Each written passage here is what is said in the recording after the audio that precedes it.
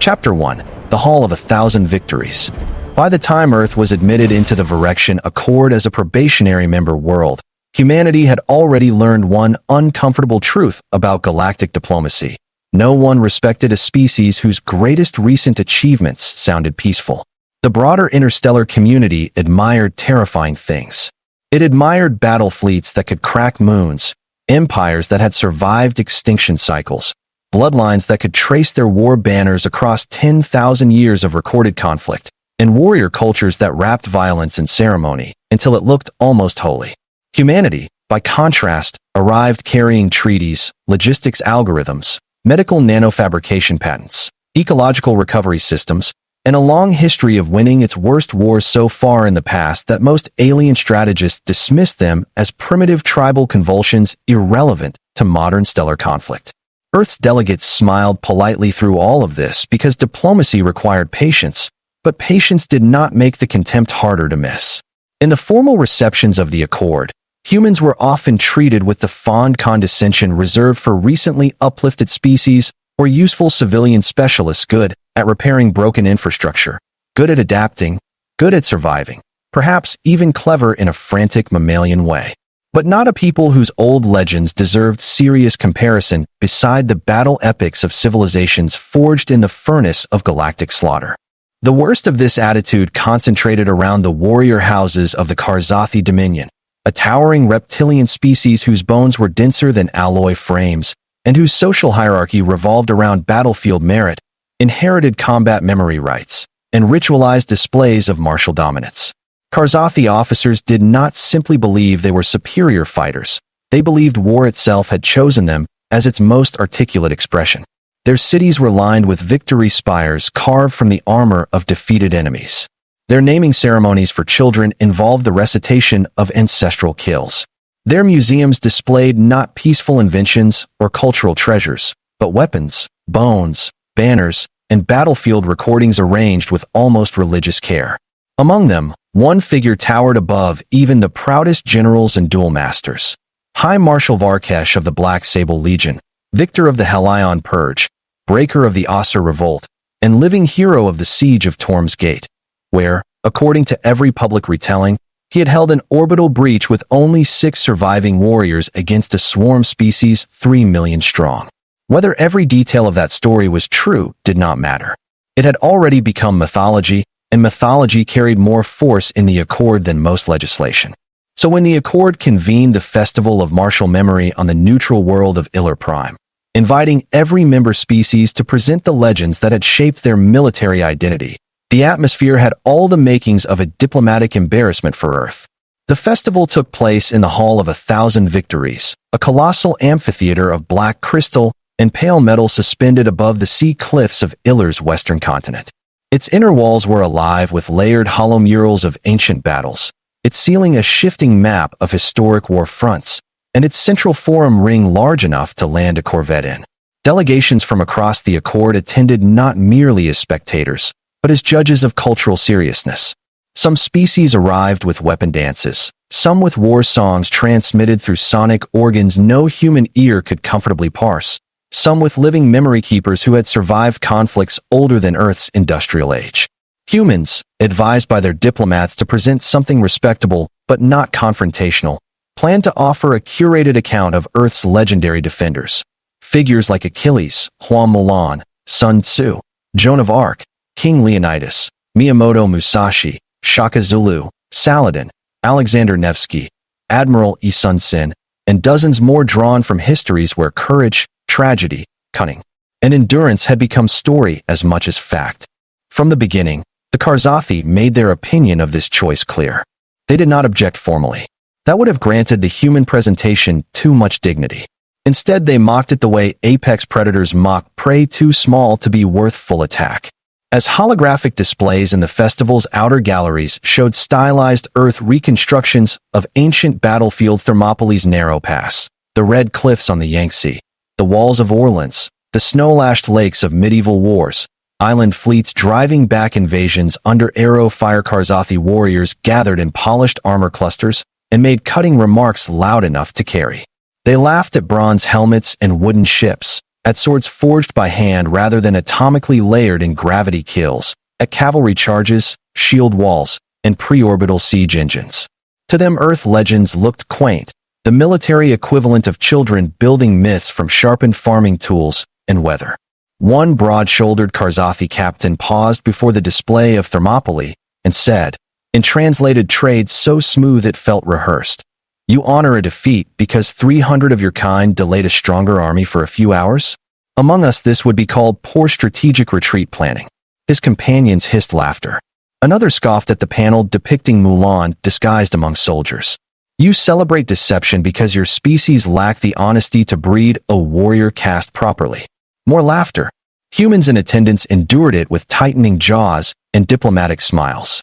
They were, after all, probationary members. Earth needed alliances, trade, and time. No one wanted a cultural festival to become an incident. Still, the mockery spread. It grew sharper once the Karzathi realized humans were not responding with public outrage. Like many warrior cultures drunk on their own prestige, they interpreted restraint as inability rather than choice. By the second day of the festival, entire circles of officers had taken to using Earth legend as a phrase meaning exaggerated primitive anecdote. A Vri historian, trying to smooth tensions, suggested that perhaps human myths should be appreciated for their anthropological value. That did not help. A pair of Taurian tacticians compared Earth's heroic epics to nursery instruction stories.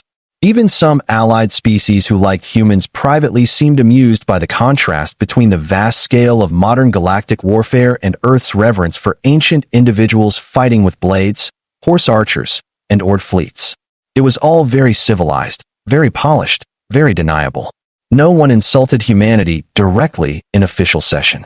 They merely treated its legends like the charming war fables of a species that had only recently discovered seriousness. The human delegation might still have endured the whole affair in silence if not for the final exhibition round. That round permitted each attending culture to nominate one representative to stand within the central forum and answer questions regarding the military philosophy embedded in their historical legends. It was supposed to be an exercise in exchange and interpretation. In practice, it often became competitive theater. The Karzathi nominated High Marshal Varkesh himself, which transformed the hall instantly. When the massive warrior entered the forum, the hollow ceiling dimmed, and the black crystal tears ignited with gold tracer lines in acknowledgement of his rank. He wore no helmet, only the ceremonial cranial rings of a battlelord, and his scaled hide carried the old scars of vacuum burns, plasma grazes, and blade furrows like decorations no artisan could rival. Even among species who disliked the Dominion, there was no denying his presence. Varkesh had the stillness of something that had survived too much violence to waste energy proving danger. When he spoke, the chamber listened. His voice came deep and rough through the translators, carrying not merely confidence, but the practiced authority of a man who had stood in enough actual killing grounds that public performance felt like a secondary battlefield at worst. He answered the first questions expertly. He spoke of Karzathi philosophy, of honor bound to battlefield competence, of memory as weapon, of why a species that forgot its dead deserved to lose its wars. He spoke of Torm's Gate and the duties of command under inevitable casualty conditions. He even praised, in general terms, the diverse martial traditions of the Accord, which won approving murmurs from the diplomatic galleries.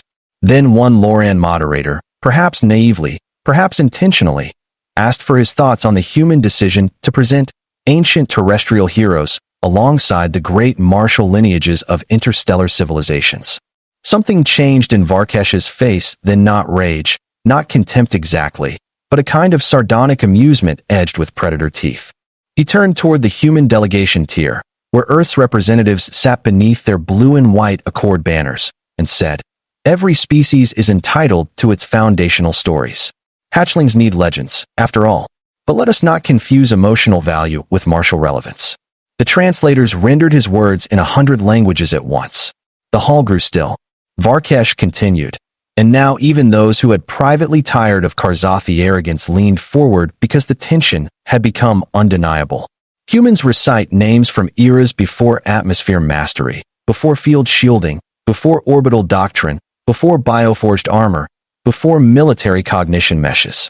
You admire a spear stand in a mountain pass, a woman hidden among conscripts, admirals sailing wood against fire, duelists with steel, rulers on horseback, archers on walls.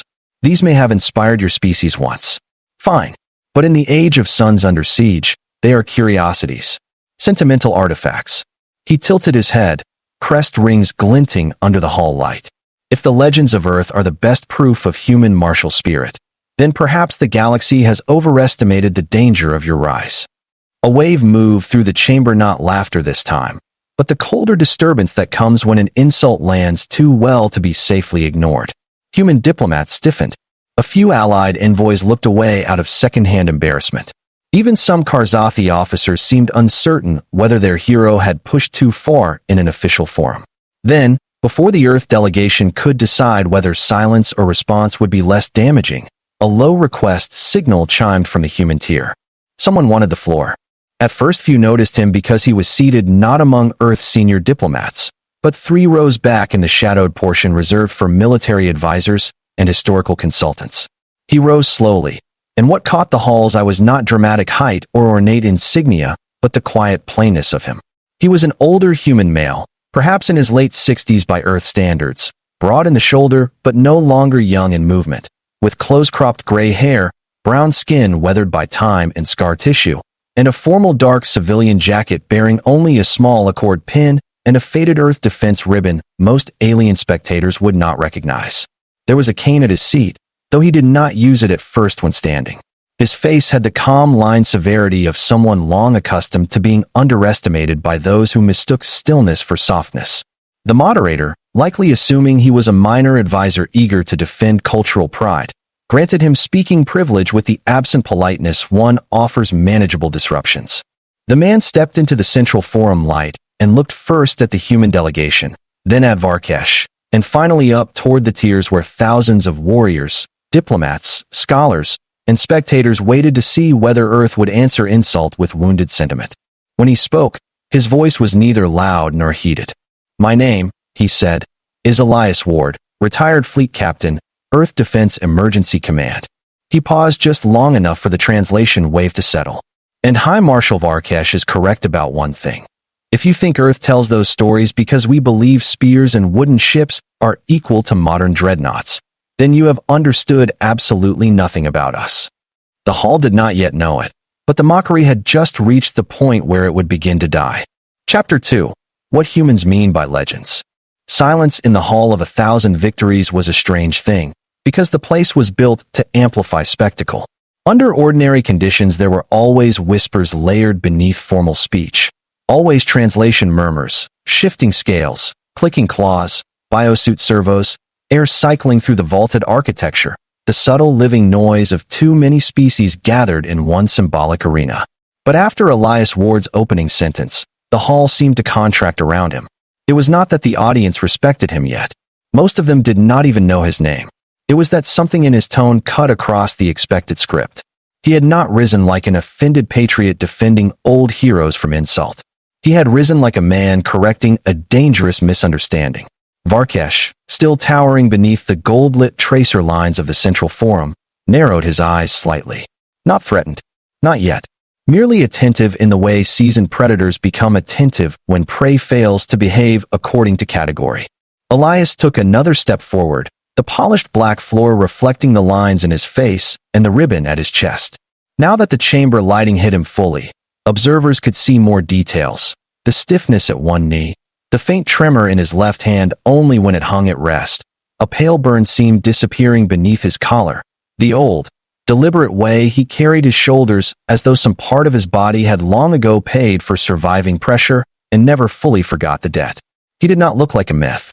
He looked like someone history had once passed through hard enough to leave permanent marks, and then, for a while, allowed to go quiet. "High Marshal," he said, addressing Varkesh directly with a courtesy that somehow felt more dangerous than anger. "You think Earth honors its old legends because we mistake them for tactical manuals. We do not. We honor them because they reveal the pattern of our species under pressure." He let that settle before continuing. "The equipment changes. The battlefield changes. The sky changes. Physics remains irritatingly consistent, but almost everything else evolves. What does not change as much as outsiders assume is the question at the center. What kind of people do we become when the odds say collapse, surrender, or extinction would be more rational than resistance? The moderators had not intended the session to become a lecture, much less one from a human elder no one in the upper tiers recognized. Yet no one interrupted. Elias began walking slowly along the inner ring of the forum while he spoke, not pacing for drama, but moving like a man who thought more clearly in motion. Above him, the hollow ceiling, designed to respond to active references, caught keywords from the translation stream and began ghosting faint images in the air. A narrow mountain pass beneath bronze sunlight, a frozen lake with cavalry silhouettes, a storm-tossed fleet under arrow fire, a woman fastening armor in torchlight, a burned city wall holding one more dawn. You laugh at 300 Spartans, Elias said, glancing briefly toward one of the Karzathi officer tiers where earlier mockery had been loudest. Good. You should. If all you see in Thermopylae is 300 warriors making a hopeless stand, then yes, it is easy to call it a badly managed defeat. But humans do not preserve that story because the numbers were impressive. We preserve it because a small force chose to buy time for others at certain death, and because every generation afterward must decide whether such sacrifice is tragic foolishness, strategic necessity, or sacred obligation. The argument itself shapes us. The images shifted. Milan beneath snowfall. Admiral Yi's turtle ships cutting through smoke. Joan beneath banners and flame. Arjuna at Kurukshetra. Shaka drilling formation in dust. Sitting Bull watching a horizon. Leonidas, Boudica, Tomo Guzan, Saladin, Zenobia, Subutai, Harriet Tubman guiding lives through darkness. Unnamed resistance cells in occupied streets. Medics in plague zones. Civilians standing in supply lines while cities burned behind them. Earth's martial memory, once mocked as a museum of primitive violence, expanded into something broader and stranger than a list of warriors with old weapons.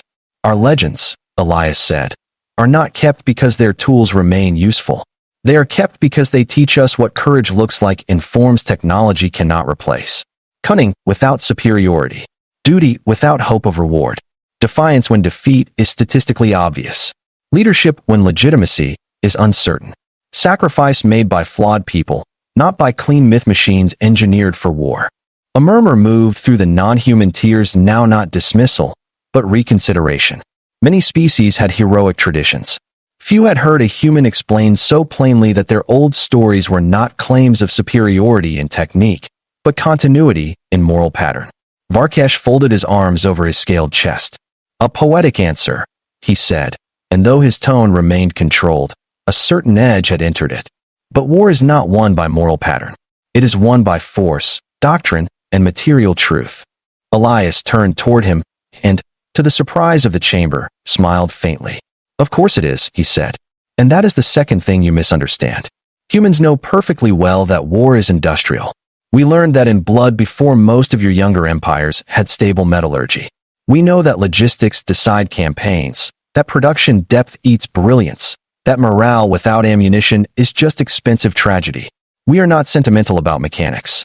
What you fail to grasp is that the moral pattern determines whether a people can survive long enough to build, sustain, and wield the material force effectively.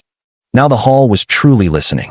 Elias stopped at the center of the forum and raised one hand toward the hollow images above. When Earth remembers old legends, we are not pretending swords equal plasma lances. We are preserving templates of response. We are teaching ourselves what our ancestors did when empire came with larger numbers, when occupation tried to erase language, when winters ate armies, when cities starved, when commanders failed, when hope looked ridiculous. Because sooner or later every technology changes, every doctrine ages, and every species must answer the same brutal question. When the comfortable assumption of safety dies, do you still know who you are? He let the silence breathe a second longer. Those old stories are how we remember. The speech alone would already have shifted the mood of the festival. It gave the human presentation dignity no one had granted it before. But what happened next transformed the exchange from philosophical correction into something else entirely. Elias did not look toward them. Instead, he exhaled once, slowly, and the chamber saw a different kind of stillness settle over him. Yes, he said. We have. The translators carried the answer outward in concentric ripples. Varkesh's gaze sharpened. Elias continued. In fact, High Marshal, Some of us are alive precisely because those sentimental artifacts remained embedded deeply enough in our species to override reason when reason alone would have told us to accept annihilation. He reached up then and touched the faded ribbon at his chest. It was not, as many had assumed, decorative veteran symbolism. The central hollow system recognized the insignia and, after a momentary delay, projected an identification glyph above him. Archived military record. Restricted tier. Emergency command citation.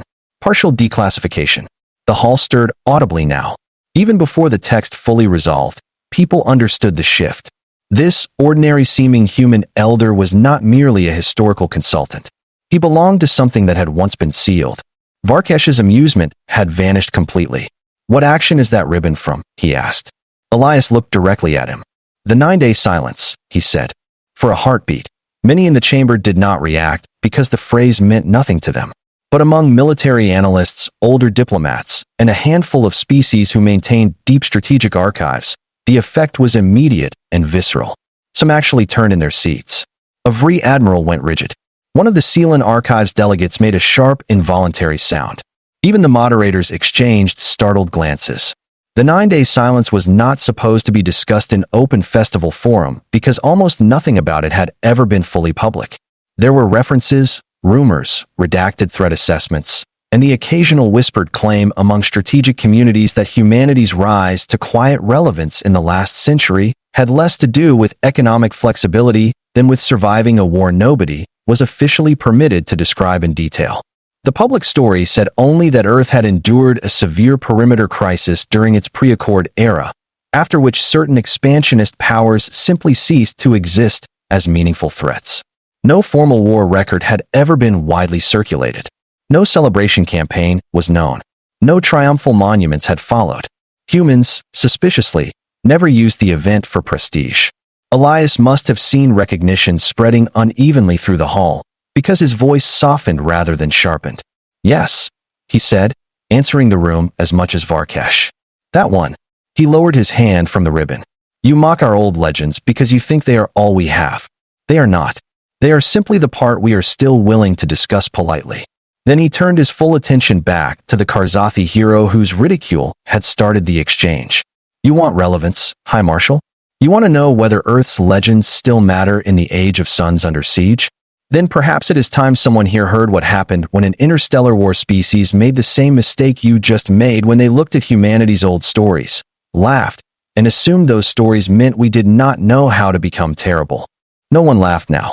The Hall of 1,000 Victories had spent 2 days treating Earth's martial memory like a quaint fossil exhibit. In the span of minutes, it had become clear that the fossils were attached to something alive, something patient, and something the galaxy had perhaps been dangerously fortunate not to provoke in recent memory. Chapter 3. The War Hero Reveals the Silence. If the festival had been designed for revelation, the hall could not have staged a more perfect pause. The hollow ceiling dimmed in response to escalating security flags on Elias Ward's identification profile. Translation drones slowed their cycling, as if even software sensed the shift from ceremonial exchange into classified territory brushing against public speech.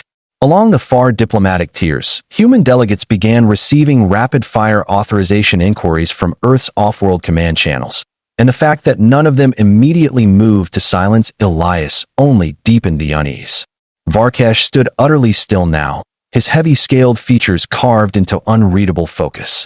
Karzathi warriors were trained from youth not to visibly recoil from danger, but several of his officers had begun exchanging low-frequency clicks of private concern. They knew the change in their marshal's posture. He was no longer dismissing a lesser species' pride.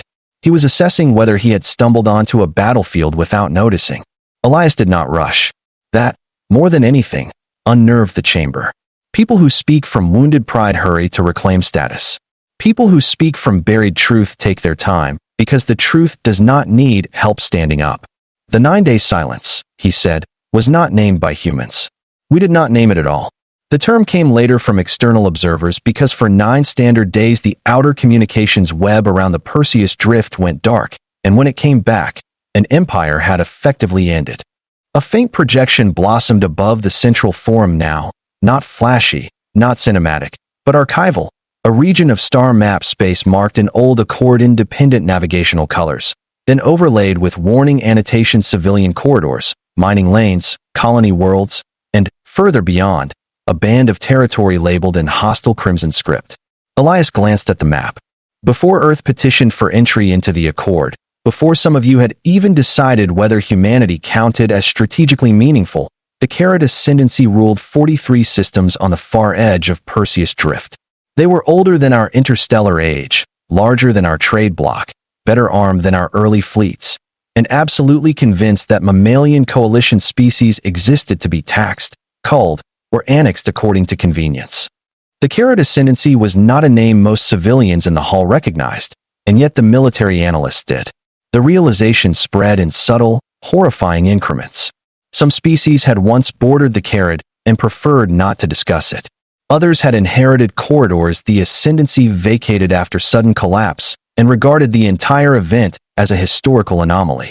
Among the older strategic communities, however, the Carrot remained infamous. They had been one of the few genuinely predatory stellar polities in recent galactic history that combined industrial sophistication with ideological appetite. Where the Varric loved hierarchy and theater, the Carrot loved extraction. They consumed species as raw input. Their doctrine favored terror raids, biological adaptation warfare, and attritional campaigns designed to teach occupied populations that resistance only increased the efficiency of their own suffering. Even the Karzathi, for all their arrogance, had never openly sought full war with the Ascendancy in its prime. They had skirmished. They had postured. They had also, quite sensibly, kept distance. Varkesh knew this. The set of his jaw made that clear. Elias continued in the same steady tone, which somehow rendered every word more dangerous. The Ascendancy did what aggressive powers often do when they misread a younger species. They probed our borders, found us decentralized, still arguing internally, still investing more in habitat repair and medical expansion than visible battleship prestige, and concluded we could be broken cheaply. Their first strikes targeted cargo lanes and outer settlements. Their second strikes targeted evacuation routes. Their third campaign focused on cities that housed no heavy military presence at all. The map above him shifted to show human colony clusters in white, then one by one flashing red under incursion markers. They believed terror would force us into fragmented local surrender. What they got instead was strategic unification faster than any of our own political models had predicted. One of the Loran moderators, perhaps trying to keep the event within acceptable bounds, said carefully, "Fleet Captain Ward, much of this remains outside public accord historical release. Are you authorized to dash?" Elias lifted a hand politely, not silencing her by volume, but by inevitability. "I am authorized to speak to principal," he said. "And if command decides later that I have spoken too specifically, they may lecture me at length. I have reached an age where lectures are survivable." A few strained sounds, almost laughter, mostly relief reflex moved through the hall, then died quickly as he went on. The Ascendancy's error was exactly the one High Marshal Varkesh made a few minutes ago. They studied our weapons, our production charts, our relative youth among the stars, and even our historical legends. They saw old human stories full of doomed stands, stubborn civilians, improvised defenders, sacrificial commanders, and they mistook those stories for evidence that humanity romanticized defeat because defeat was familiar to us. They believed our myths proved we would fight bravely and lose beautifully. Elias's eyes lifted now, directly to the Karzathi marshal. What they did not understand was that human stories preserve those moments because they teach us how not to break before the machinery catches up. The projection changed again. Now the hall saw not merely maps, but declassified fragments.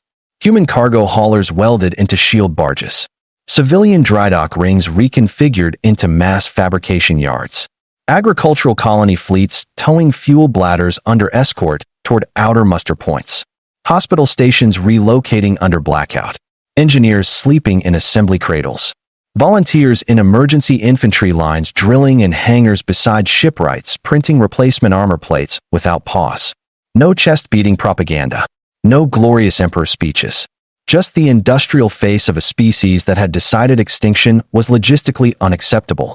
The 9-day silence began, Elias said, when the Ascendancy launched what they thought would be the final decapitation sequence against our Perseus command web. They destroyed or jammed 72 major communication nodes in under 4 hours. They targeted fleet relays, colony governance nets, emergency broadcast arrays, everything we would normally use to coordinate defense. And then, for 9 days, from the perspective of the wider galaxy, Earth and her outer systems seemed to vanish into blackout. The projection paused on a starfield full of dead comm beacons. The Ascendancy believed they had blinded us. What they had actually done was force us to rely on older habits. He let those words hang. Older habits, Varkesh repeated, and for the first time there was no mockery in his voice. Only concentration. Yes, Elias said. Distributed command. Redundant autonomy. Local initiative. Improvisation. The same traits embedded in the legends you dismissed. Thermopylae. Milan. Isunsin. Resistance cells. Siege holdouts. Rearguard sacrifices. Civilian militias. Commanders making decisions without perfect information because the enemy has already taken comfort away. Those stories are not about ancient equipment. They are case studies in how humans behave when central certainty fails. Another image rose above him, fleet fragments scattered like sparks across the Perseus drift. Every isolated human group in the blackout assumed some other group might still be fighting. So they continued. Mining crews turned or tugs into kinetic traps. Agricultural biolabs weaponized spore countermeasures against ascendancy boarding organisms. Small habitat militias held docking rings until our reserve carriers, operating under Dead Reckoning doctrine, could arrive.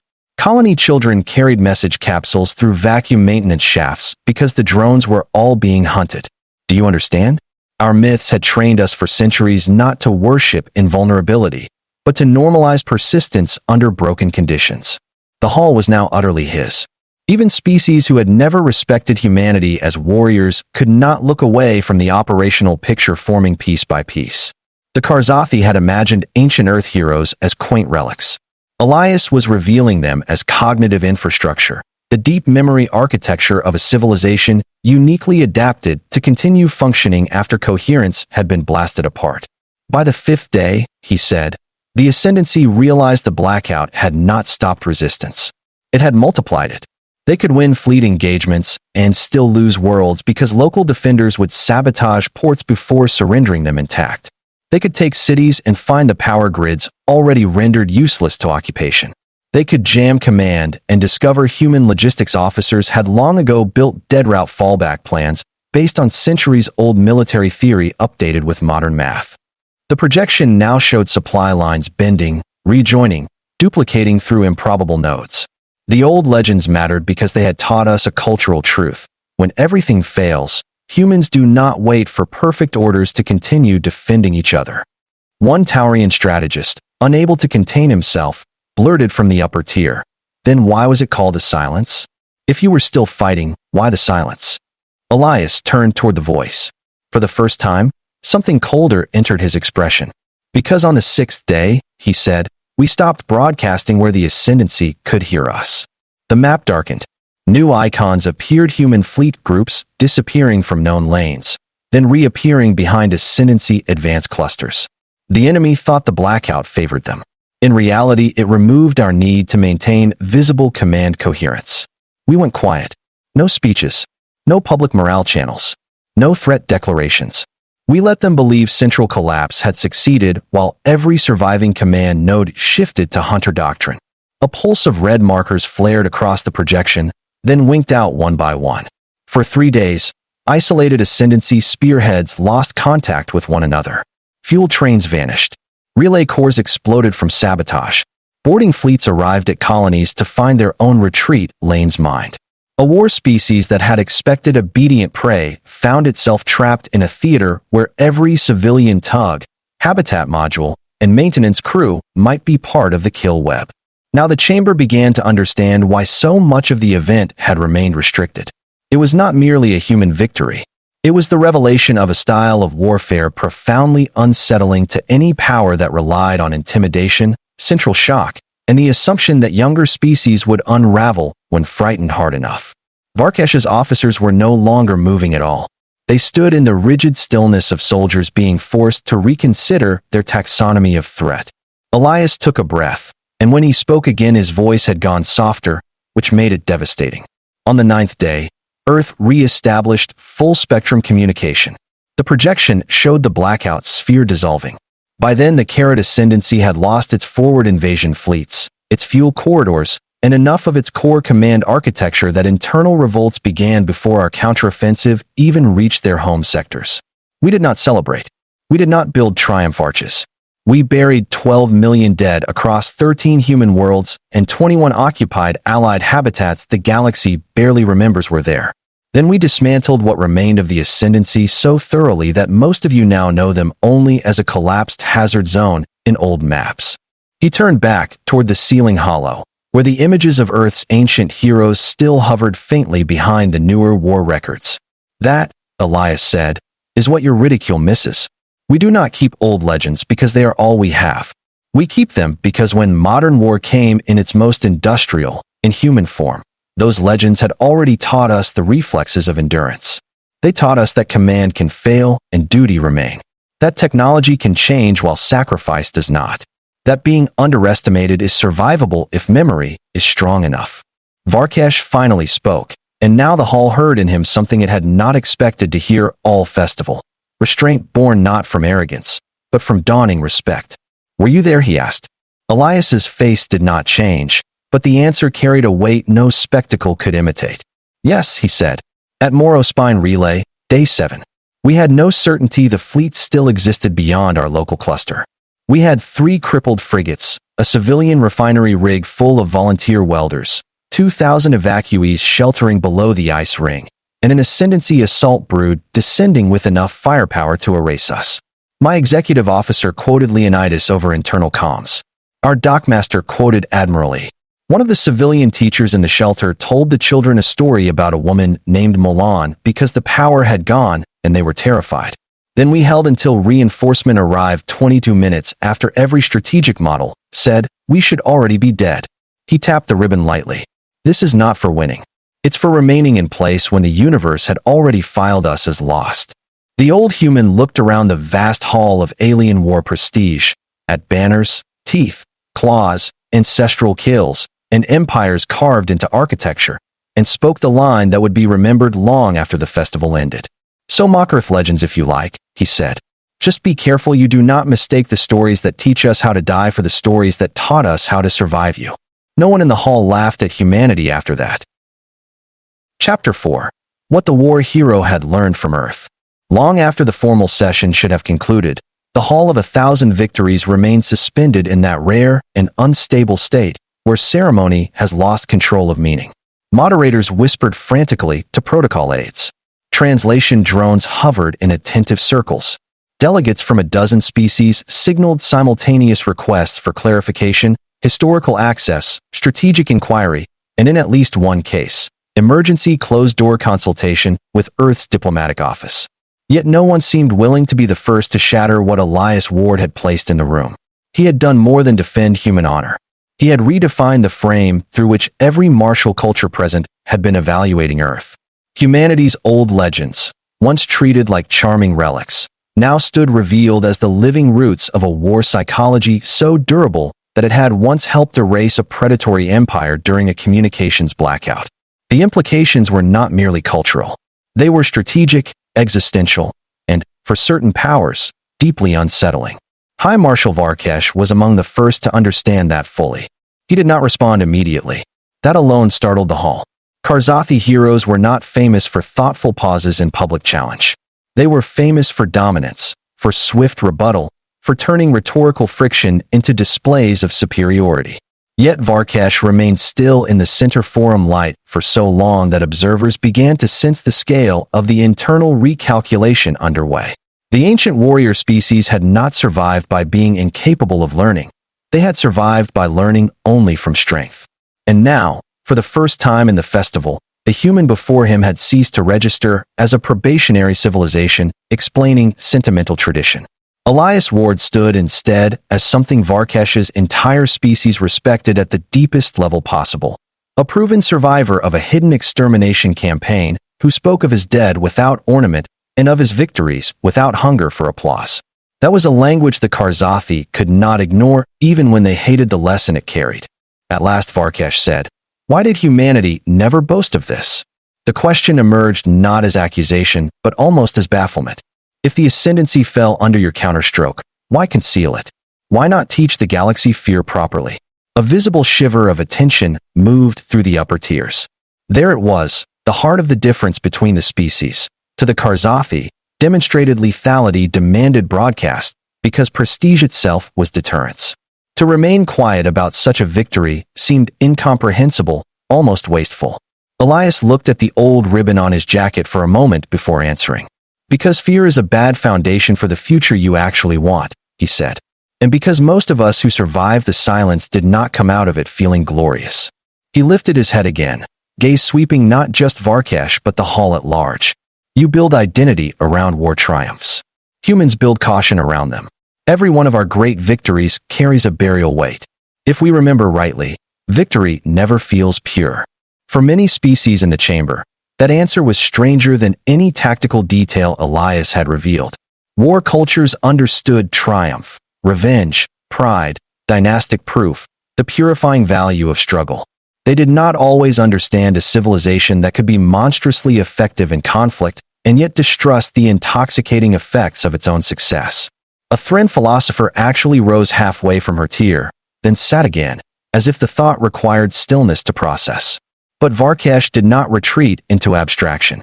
And yet, he said, you did become terrible. Elias nodded. Yes, he replied simply. When necessary. Then your legends are not warnings against war. Varkash pressed. They are permissions for it. This time Elias smiled without warmth. No. They are warnings about what we become when we finally decide it's necessary. That sentence landed differently than everything before it. Not because it was louder, but because it carried a mature species' suspicion of its own capacity. Many civilizations fear the enemies beyond their borders. Truly seasoned ones also fear what prolonged war unlocks in themselves. The hall, full of species that had mythologized battle as cleansing or noble, now confronted a human framework that treated war skill as real, necessary, and morally corrosive all at once. Elias turned toward him slowly. The old man's face softened then, not into sentimentality, but into that particular gravity worn by people who have spent a lifetime carrying the answer to a question they wish fewer young beings ever had to ask. They teach us, he said, that if all your stories end with the enemy as monster, then one day you will need war to keep your stories coherent. The hall remained motionless. Some of Earth's worst ages happened because we built identities that required endless enemies. Some of our better ages happened because after surviving horrors, we still forced ourselves to distinguish between those who chose the atrocity and those trapped inside its machinery. He glanced toward Varkash. After the ascendancy fell, we did not exterminate everyone who had lived under it. We prosecuted leaders. We dismantled war infrastructure. We fed occupied worlds. We archived the crimes so they could not be denied. Then we tried imperfectly, painfully to build conditions where the next generation did not need the same war to define itself. Elias's voice lowered. That may be the hardest lesson of all. Anyone can learn to hate effectively. The more difficult discipline is to stop requiring hatred once survival no longer demands it. It was the kind of answer no festival had been designed to reward. There was no blood roar in it, no martial ecstasy, no species pride polished into a spear. Yet by the time he finished, even the hall of 1,000 victories built by civilizations obsessed with the symbolic performance of dominance could feel that something larger than prestige had entered the exchange. Earth's legends no longer appeared as childish relics. They appeared as fragments of a long, contradictory civilizational education. Stories that trained courage, yes, but also memory, grief, restraint, cunning, sacrifice, and the suspicion that victory itself could become a poison if consumed as identity. Then Varkash did the unthinkable. The Karzathi hero turned fully toward Elias Ward, brought one armored fist across his chest in the old Dominion gesture reserved for acknowledged martial equals, and bowed his head not deeply, not theatrically, but unmistakably. Gasps and stunned clicks broke across the hall. Karzathi commanders did not do this casually. Varkash's voice, when it came, held no trace of earlier ridicule. I mocked Earth because I saw relics, he said. I see now that I was standing before roots. He straightened, amber eyes fixed on Elias. High civilizations often rot from forgetting the cost of their own survival. Yours, it seems, teaches the cost to its children in story before they must pay it in blood. That is not weakness. It is armor of a rarer kind. He paused, then added, and now the whole hall understood this would enter the official record forever. The Karzathi Dominion withdraws every insult spoken against Earth's martial memory in this forum.